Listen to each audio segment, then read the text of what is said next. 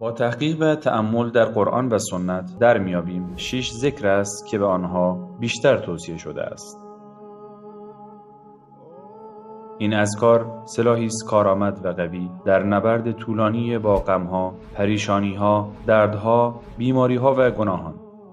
ذکر اول درود خواندن فراوان بر پیامبر صلی الله علیه و آله و سلم می باشد. در طول روز بر صلوات فرستادن به پیامبر مداومت کنید. مطمئناً خیلی زود و حتی تا پایان روز به آرامش و خیر بزرگی دست خواهید یافت. ذکر دوم استغفار فراوان است. اگر خداوند متعال برای شما فرصتی فراهم آورد، از آن استفاده نموده و بسیار استغفار کنید، قطعاً نتایج آن را به زودی می‌بینید. ذکر سوم یا ذوالجلال و الاکرام می باشد. این ذکر از جمله سنت‌های فراموش شده پیامبر صلی الله علیه و آله و سلم است که ایشان در حدیثی وصیت نمودند بر خواندن یا ذوالجلال و الاکرام مداومت نمایید.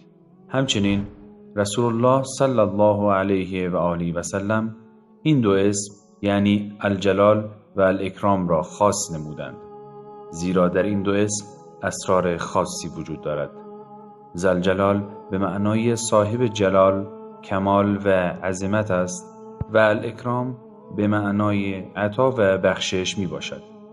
و اگر به این معانی دقت کنیم می بینید که با این الفاظ هم ثنای خداوند را می گویید و هم از او تعالی طلب می نمایید.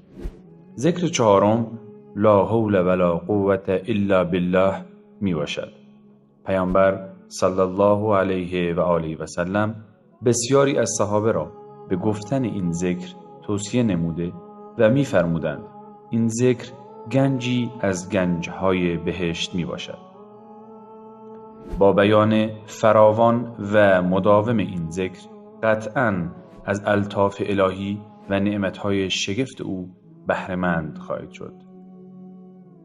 ذکر پنجم همان دعای معروف حضرت یونس در شکم ماهی است. لا اله الا انت سبحانك انی کنت من الظالمین. پروردگارا هیچ معبودی به حق جز تو نیست، تو منزهی، بیگمان من از ستمکاران بودم. این ذکر غمها را از بین برده و باعث سرور و خوشحالی است. ذکر ششم سبحان الله والحمد لله ولا اله الا الله والله اکبر ولا حول ولا قوة الا بالله می باشد. و حالا یک نکته مهم. برای به دست آوردن نتیجه و فواید اذکار و دعاها و رقیه شرعی باید با تدبر در معانی و به صورت مداوم آنها را بیان کنیم.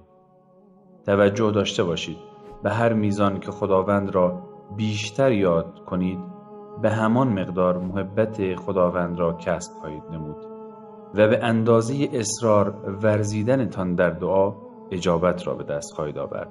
هر قدر که رقیه شرعی را تکرار کنید به همان مقدار می توانید ضرر شیاطین را از خود دور سازید و از حسادتها، چشم زخمها و دیگر بلاها به اذن الهی در امان بمانید. در پایان این کلیپ را منتشر نموده تا سود و فایده آن عام گردد. از خداوند متعال می خواهم به من و شما علم نافع و عمل صالح عنایت بفرماید. و صلی الله و سلم و بارک علی نبینا محمد.